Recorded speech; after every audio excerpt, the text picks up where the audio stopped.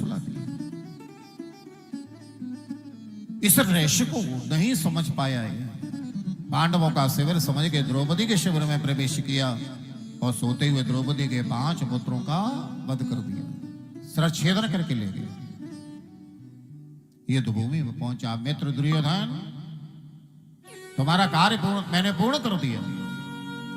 तुम्हारे शत्रु 5 भाई पांडव मारे गए, उनका शिरच्छेदन करके लाया। जब ये सुना दुर्योधन तो अट्टास करके गरजने लगा, हंसने लगा। आज तो मेरे शत्रु समाप्त हो गए, मेरे शत्रु मारे गए। अरे मित्र, मेरे शत्रु के सब सिर को मेरे हाथ में दो।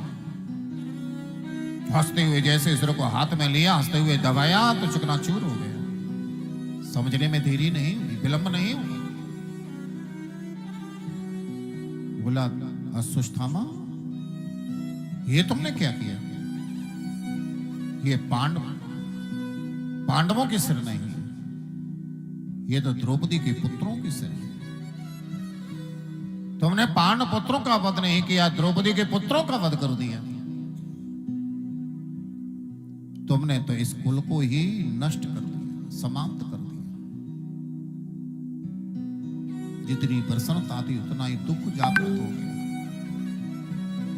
तुमने तो हमारे कुल में कोई अब तिलांजलि देने वाला भी शेष नहीं छोड़ा।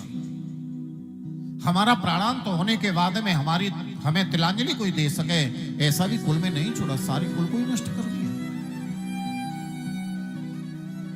इसे इस वरदान था, सुख दुख जिस दिन प्राप्त होंगे उसी दिन तुम्हारा प्राणांत हो जाएगा।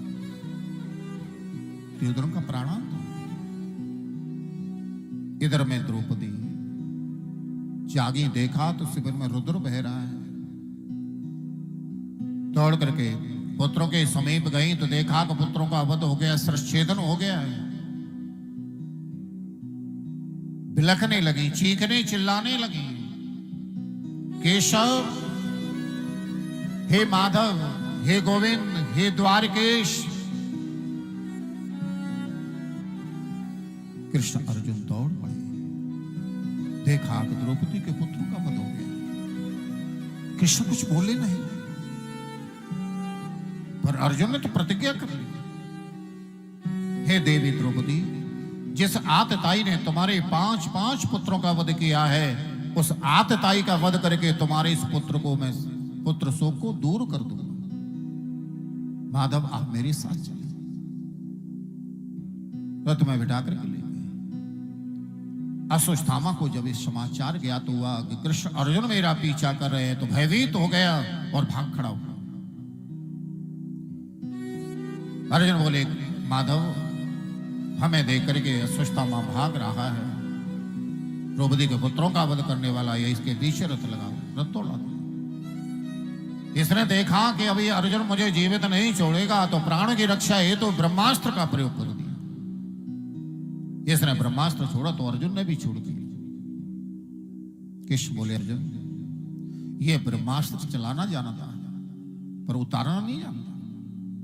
इसके पिता अर्थात तुम्हारे गुरुजी ने तुम्हें ये दोनों विद्या सिखाई। अपने पुत्र को तो केवल एक विद्या दी, केवल चलाना सिखाए, परंतु तुम्हें तो दोनों विद्या दी है। इसलिए दोनों ब्रह्मास्त्रों को उतार, दोनों ब्रह्मास्त्रों को शांत किया और दौड़ते हुए अश्वत्थामा को पकड़ लिया। रस्सी से बांधा, रथ के पिछले भाग में डाल दिया। जहां द्रौपदी जी विलाप कर रही थी वहीं रथ को लेके आए। रथ से नीचे उतरे और कहा, द्रौपदी, पुत्रों का वध करने वाला आतताई रथ के पिछले भाग में पड़ा हुआ है, जाकर के देखो। द्रौपदी ने विचार किया कि पुत्रों का वध करने वाला है कौन, मैं भी तो देखूं। दौड़ करके गई, रथ के पिछले भाग में झांक करके देखा तो देखते पीछे पट गई और बोल पड़ी कि मुंचता मुंचता में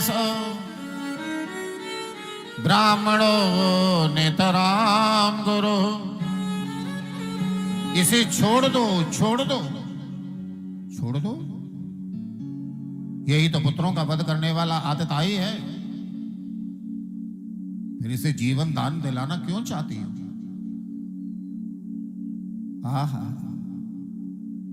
धन्य है देवी द्रौपदी,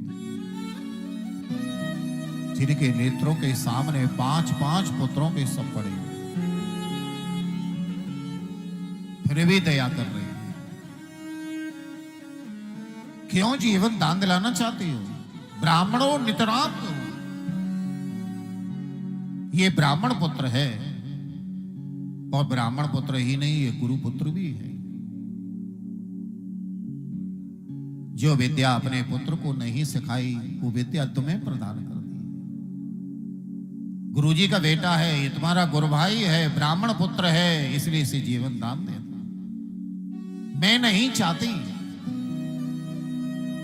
कि जिस समान जैसे आज मैं अपने पुत्रों के शोक में रुदन कर रही हूं, और जब इसकी मैया को पता चलेगी ना कि मेरो पुत्र मारो गयो, तो यहाँ की मैया भी तो मेरे सदृश रुदन करेगी ना, रोएगी ना। तो मैं इसकी मां को अब रुलाना नहीं चाहती, इसकी मां को रुलाना नहीं चाहती, इसलिए इसे जीवन दान देता। अर्जुन ने प्रतिज्ञा की है कि आतताई का वध करूंगा, इसे यदि छोड़ देंगे तो अर्जुन की प्रतिज्ञा क्या होगा? ये युधिष्ठिर से पूछा, राजन आपका मत क्या है? द्रौपदी कहती है वही सत्य है, ब्राह्मण का बेटा है, गुरु का बेटा छोड़ दो। नकुल सहदेव से पूछा गया, तुम्हारा क्या मत है? बड़े भैया को जो मत है वो हमारा हो। भीम से पूछा गया, आप? मैंने कि नहीं, आतताई का तो वध होना चाहिए, इसका वध करो। अर्जुन की प्रतिज्ञा भी यही है। द्रौपदी कहती है, नकुल कहते हैं, सहदेव युधिष्ठिर कहते हैं जीवन दान मिले, और भीम कहते हैं कि इसका वध, क्योंकि अर्जुन की प्रतिज्ञा भी यही है। भीम बोले, माधव इस समय हम धर्म संकट में, आप ही बताओ हमें क्या करना चाहिए? करिया बोले, द्रौपदी कहती है तो जीवन छोड़ दो। भीम बोले, इनके अर्जुन की प्रतिज्ञा क्या होगा? तुम्हारे कीन का मत कर दो। भीम बोले, वाह केशव वाह, एक साथ दोनों बातें। कृष्ण बोले, मैंने आपसे नहीं कहा दादा भीम, ये भ्राता अर्जुन से कहा है। अर्जुन ने थोड़ी देर विचार किया, भगवान के वाणी के रेवार ली, इसके मस्तक में जो मणि थी उस मणि को निकाल लिया। आधे सिर के बाल आधी दाढ़ी मुझ बनाई, सिर में से धक्का देकर के बाहर कर दिया। इसे मृत्यु दंड भी मिल गया और जीवित भी छोड़ दिया। इस प्रकार के अनादर से अच्छा तो यही है कि व्यक्ति को मृत्यु दंड दे दिया जाए। अपमानित तो होकर के चला गया।